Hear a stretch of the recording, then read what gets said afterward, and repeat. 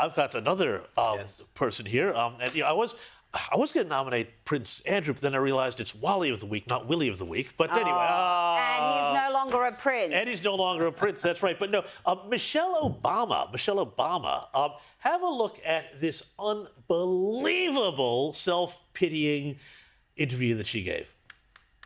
You said we were all too aware that as a first black couple, we couldn't afford any missteps. Yeah. And you also say, as a black woman, I was under a particularly white hot glare. Did you feel that? For sure. You can't afford to get anything wrong because you didn't get at least until the country came to know us, we didn't get the grace that I think some other families have gotten. You know, this reminds me of what I loved about the Obama administration. It was all the racial healing. Look, if there was anybody who was given more passes, more grace, more excuses made for absolutely everything, show me who. I mean, you want to talk about first ladies under a white-hot glare of criticism? Look at the very glamorous Melania Trump, who gets nothing but criticism from the press. She was given an absolute dream run. And for her to pretend that there was, racism or whatever behind how she was treated as the first lady and how she and Barack were treated as the first couple, that is just, again, it's the same divisive nonsense that they peddled for all 8 years of that horrific presidency. We talked about gaslighting before. That is weapon-grade gaslighting. That couple got nothing but a collective tongue bath from the media for 8 years. It was nothing but endless adulation.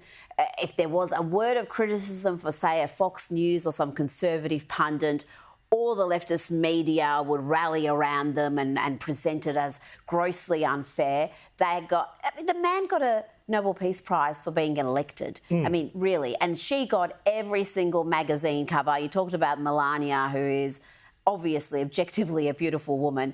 She can't get on the front cover of Vogue. But how many covers did Michelle have? How many covers of every magazine? How many endless fluff pieces were written about how inspirational she is and a model mother and a model woman for all American women to aspire to? Really. And all she does, she is a miserable figure. All she does on her own podcast and on other interviews just plays the victim and bags Barack. Obviously, that is not a happy marriage because you never hear her these days say anything positive. It's all just about how she hates how he chooses food, how he's annoying, how she's, you can have 10 years of misery in a marriage and still stay together. What does that tell you? And yet that people speak about her as a possible candidate for president for the Democrats.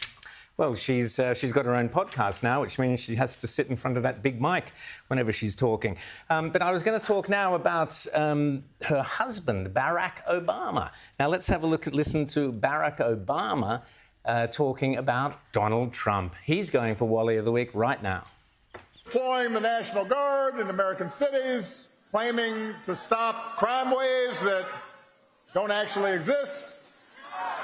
We've got masked ICE agents pulling up in unmarked vans and grabbing people, including U.S. citizens, off the streets on the suspicion that they don't look like real Americans. It's worse than even I expected, but I did warn y'all.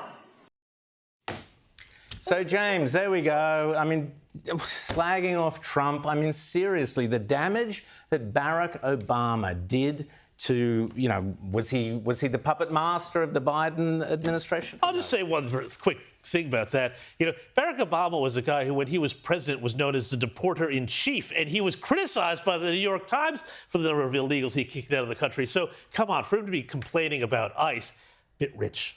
There we go. We've got to choose it's a no-brainer. It's got to be joint Obamas, the first couple to win Wally of the Week. Agreed. Wallies of the Week.